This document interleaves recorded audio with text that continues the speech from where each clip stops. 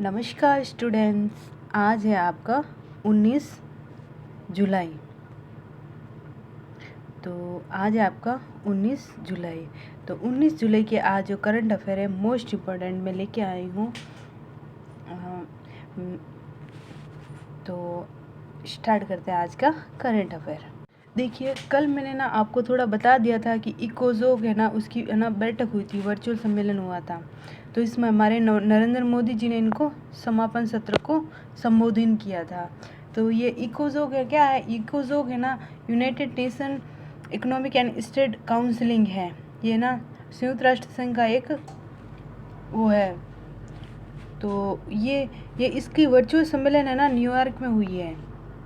मैंने कल आपको बता ही दिया था, वापस बता देती हूँ। इसकी वर्चुअल सम्मेलन न्यूयॉर्क में हुई है और जो यूएन का मुख्यालय भी है न्यूयॉर्क में। और ये वार्षिक बैठक होती है जिसमें ना सभी लोग भाग लेते हैं, सरकारी है, निजी है, नागरिक है, शिक्षा के क्षेत्र में, वो सभी भाग लेते हैं। और ये देखें तो ये ना इसमें ना हमारे नरेंद्र मोदी जी ने ना समापन सत्र को, जहाँ समापन हो रहा था ना वहाँ ना सत्र को है ना 17 जुलाई को संबोधन किया था। और उस संबोधन में इन्होंने क्या कहा था कि 17 जून को ना 2021 और 22 के लिए भारत सुरक्षा परिषद के स्थायी सदस्य चुनने के बाद यह मतलब उनको चुनना था ना, उसके बाद का ये संबोधन है ना पहले उसके बाद का संबोधन पहला था। वैसे सुरक्षा परिषद में ना 2021-22 का टाइम पीरियड है, जनवरी 2021-22 तक है। ये ना अभी 8वां है, तो अभी वो है। और इससे पहले ना नरेंद्र मोदी जी ने ना जनवरी 2016 में वीडियो कॉन्फ्रेंसिंग के जरिए ना इकोजोग की 70वीं वर्षगांठ पर संबोधित किया था। ये तो देखिए 70वीं वर्षगांठ है। अब वर्तमान में कौन सी है, 75वीं वर्षगांठ है। अब इसकी थीम थी इतनी शानदार तरीके से थी कि है ना कोविड-19 के दौरान सुरक्षा परिषद, कोविड-19 के बाद में ना सुरक्षा परिषद, ये यूएनओ में जो कुछ चेंजमेंट हुआ ना, उसका है ना वो थीम थी, ऐसी कुछ थीम थी। तो वो है, देखिए इनकी पूरी सही ढंग से थीम बता देती हूँ। देखो ना, कोविड-19 के बाद बहुपक्षपात 75वीं वर्षगांठ पर यूएनओ का स्वरूप कैसा है, वो इसकी थीम थी।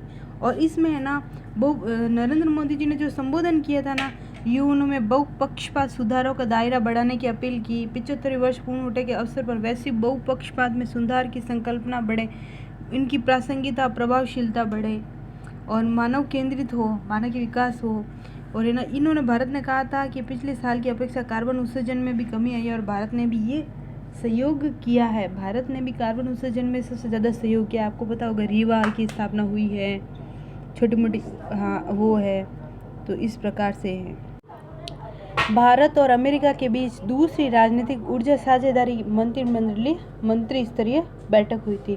तो ये कहाँ पे हुई थी, ये वर्चुअल बैठक हुई थी, जिसमें हमारे तेल और प्राकृतिक मंत्री थे धर्मेंद्र प्रधान, उन्होंने भाग लिया था। और अमेरिका की तरफ से हमारे डैन ब्रॉयलेट ने वीडियो कॉन्फ्रेंसिंग के माध्यम से ये भाग लिया था।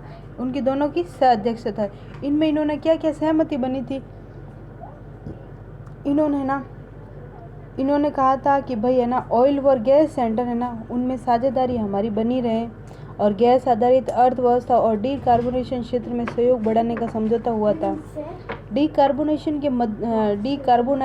की मदद में दोनों देशों की उच्च तकनीकी की मदद से अक्षय ऊर्जा व जीवाश्म ईंधन स्रोतों से हाइड्रोजन का उत्पादन करने के लिए सार्वजनिक निजी हाइड्रोजन टास्क फोर्स की स्थापना का गठन की बात की थी। और ये आपको पता ही है कि हाइड्रोकार्बन व्यापार में ना अमेरिका सबसे ऊंचा हाईएस्ट है। तो ये हुई थी, इनकी बैठक हुई थी वर्चुअल कॉन्फ्रेंसिंग के माध्यम से, दूसरी बैठक थी। ये देखिए है ना, हाइड्रोकार्बन व्यापार 9.2 अरब अमेरिका डॉलर के स्तर तक पहुंच गया। तो इससे अधिक 93% अलग था। टोक्यो ओलंपिक में हॉकी का कार्यक्रम जारी है। भारतीय पुरुष टीम का पहला मैच न्यूजीलैंड के खिलाफ होगा। ये ना ये 24 जुलाई से 6 अगस्त के मध्य होगा ये।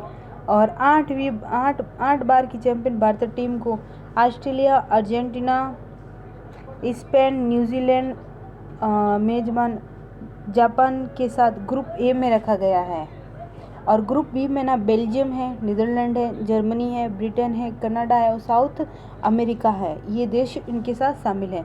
टोक्यो ओलंपिक में भारतीय पुरुष हॉकी टीम पहला मैच 24 जुलाई 2021 को न्यूजीलैंड के खिलाफ खेलेगी और भारतीय महिला टीम का पहला मैच इसी दिन नीदरलैंड से होगा। ये तो ऑस्ट्रेलिया से ये बाद में होगा, फिर ऐसे करके ये फिर 30 जुलाई को जापान से खेला जाएगा। तो इसकी डेट तय हो गई है 6 अगस्त 2021, क्योंकि 2020 में कोविड-19 के कारण से ये स्थगित हो गया था। अभी स्थिति बन रही है कि भाई है ना इसमें कराने का, कि भाई 21 अगस्त को आयोजित हो जाएगी, लेकिन परिस्थिति देखते हैं क्या होता है। भारत के दिग्गज पैरा बैडमिंटन खिलाड़ी रमेश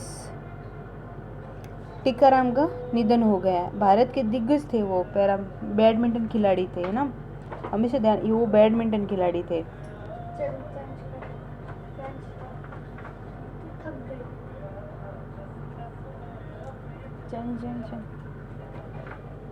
ये 51 साल के थे और कोविड-19 से संक्रमित थे, ना, और 2002 में अर्जुन पुरस्कार से सम्मानित किया गया था। और 2001 में ना देश में अंतर्राष्ट्रीय पैरा बैडमिंटन टूर्नामेंट लाने में अहम भूमिका थी इनकी, अंतर्राष्ट्रीय पैरा बैडमिंटन टूर्नामेंट लाने में। और इन्होंने ना para badminton association of India की स्थापना की थी विकलांगों के लिए। ये भी अच्छा मतलब वो है, तो शानदार क्वेश्चन बनता है यहाँ से। 18 जुलाई को नेल्सन मंडेला अंतर्राष्ट्रीय दिवस। नेल्सन मंडेला कौन थे? दक्षिणी अफ्रीका के पहले अश्वेत राष्ट्रपति थे। तो वो नेल्सन, एक सेकंड, है ना, तो है ना ये अंतर्राष्ट्रीय दिवस है ना मनाया जाता है। और 120 में ना नेल्सन मंडेला 102वीं जयंती मनाई गई थी। वैसे 18 जुलाई 2010 को पहला वो नेल्सन मंडेला अंतर्राष्ट्रीय दिवस मनाने की घोषणा की गई थी। और इसका निर्णय महासभा ने ना 2009 में ले लिया था। इनका कारण क्या है इनको मनाने का? इनका मनाने का कारण है कि ना नेल्सन मंडेला थे ना, वो लोकतंत्र के लिए संघर्ष किया उन्होंने, और दुनिया में शांति स्थापित करने के लिए नेल्सन मंडेला ने योगदान दिया था, इस वजह से। और मैंने बता दिया दक्षिणी अफ्रीका के थे। इन्होंने एक बार भारत के 26 जनवरी में यात्रा भी की थी इन्होंने।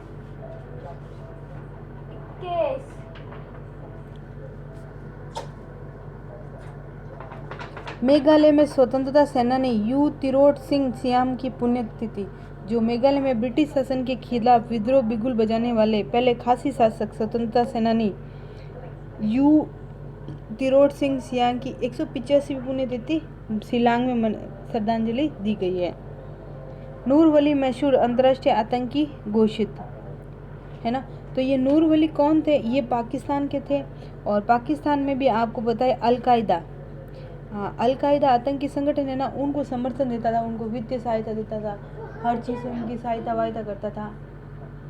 इस वजह से ना यूएन ने इनको है ना अंतर्राष्ट्रीय आतंकी घोषित कर दिया था।